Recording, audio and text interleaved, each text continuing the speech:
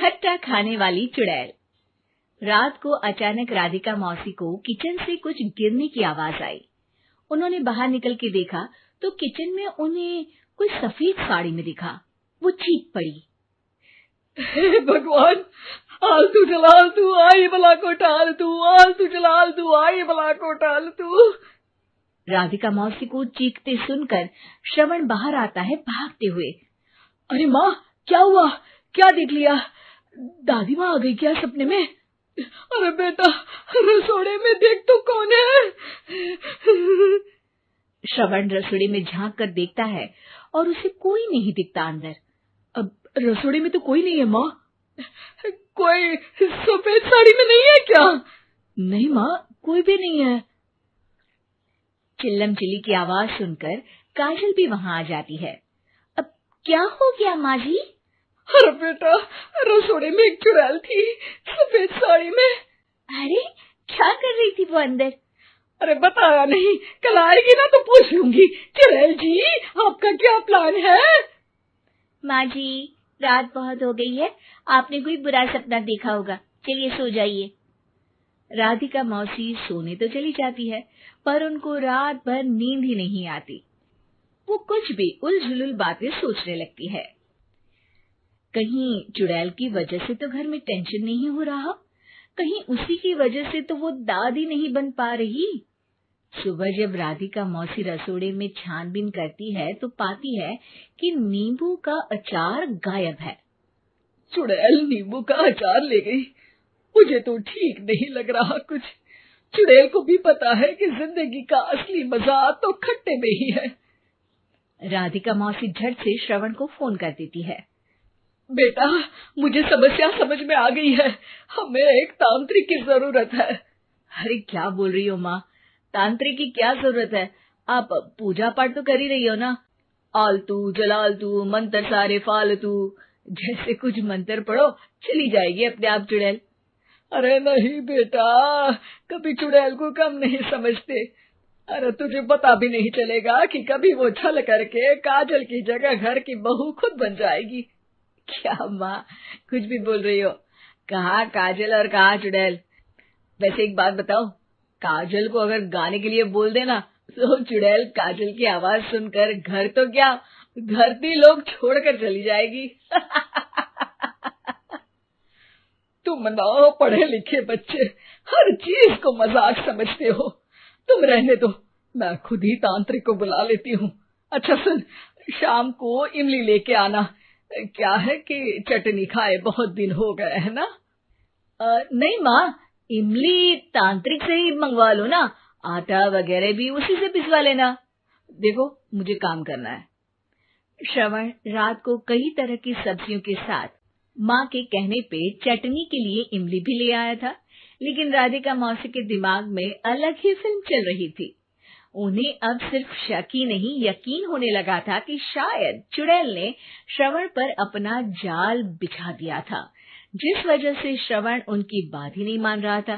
पर कोई नहीं, आने वाली रात में राधिका मौसी खुद तैयार हो गई चुड़ैल को पकड़ने के लिए। रुद्राक्ष की माला, तुलसी का पत्ता, हनुमान चालीसा सब हाथ के पास ही था, बस चुड़ैल का इंतजार था। और जैसा राधिका मौसी ने सोचा था वैसा ही हुआ। वो चुड़ैल उस रात भी आई, पर वो राधिका मौसी से तेज निकली और राधिका मौसी के उससे पकड़ने के पहले ही वो भाग खड़ी हुई। जरूर बहू पे साया है उस चुड़ैल का, तभी तो श्रवण के कमरे में गई है। और अगली सुबह राधिका मौसी पिछली रात हुए हमले में किन चीजों का नुकसान हुआ उसका हिसाब लगा रही थी। उनके खेमे से एक आम के अचार की शीशी भी गायब हो चुकी थी और वो इमली भी जो कल श्रवण लेकर आया था। राधिका मौसी इस बारे में सोच ही रही थी कि श्रवण जल्दी से रसोड़े में आकर दवाइयों की पोटली ढूंढने लगता है। अरे बेटा, क्या हो गया? अब माँ, वो काजल की तबीयत खराब है, बहुत घबराहट हो रही है उसे। हे भगवान, मैंने पहले ही कहा था कि तांत्रिक को बुला लेते हैं, पर नहीं, अब देखो उस चुड़ैल ने काजल को अपने वश में करना शुरू भी कर दिया है। हालांकि श्रवण भूतों में विश्वास नहीं करता था, पर अब वो भी डर जाता है और राजी हो जाता है एक तांत्रिक को बुलाने के लिए। कुछ ही घंटों में तांत्रिक आ जाते हैं और राधिका मौसी तांत्रिक जी को सब बता देती है। घोर संकट, घनघोर संकट, चुड़ैल को मारू जोर चाकट, ओम भट स्वाहा खटखा के आहा। अरे ये क्या मंत्र है? मेरे खुद के ओरिजिनल मंत्र है, कल रात को ही लिखे हैं, अच्छे लगे तो दाद चाहूंगा। एक और मंत्र सुनो। अर्ज किया है आब्राकडाब्रा, दिल्ली बम्बई आगरा, चंदा मामा सोवरले सुरन मामू जारा। ये मंत्र है? अरे कोई 40 वालीसा पढ़ो ना। वक्त कम है, 40 नहीं पड़ेंगे, 20-25 में काम चलाना पड़ेगा। अलग निरंजन जाके लंदन, मुफ्त का मंजान घिस मेरे नंदन। अरे जल्दी करो तांत्रिक जी, जल्दी करो। तांत्रिक अपने उल झलूल मंत्र पढ़ने लगता है। श्रवण को तांत्रिक पे शक होता है। वो अपने एक डॉक्टर दोस्त को कॉल कर देता है ताकि कोई अनहोनी हो तो इमरजेंसी में चीजें मैनेज हो जाए। तांत्रिक धुनी रमाता है, जिसकी वजह से कमरे में काफी धुआं हो जाता है और जिसकी वजह से बहू की घबराहट बढ़ जाती है। अब भागेगी चुड़ैल। हाँ। बहू खांसते हुए धुएं से बचने के लिए बाहर चली जाती है। अरे भाग रही है, भाग रही है।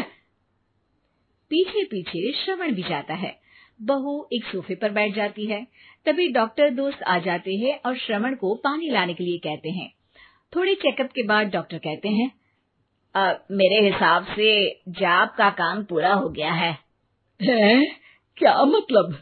अरे कुछ भी नहीं माँ, कोई चुड़ैल नहीं है, खुशखबरी है, अब दादी बनने वाली है। मगर वो सब अचार के डब्बे। श्रवण दोनों अचार के डब्बे अपनी माँ को दिखाता है, जो कि उनके बिस्तर के नीचे छुपे हुए थे।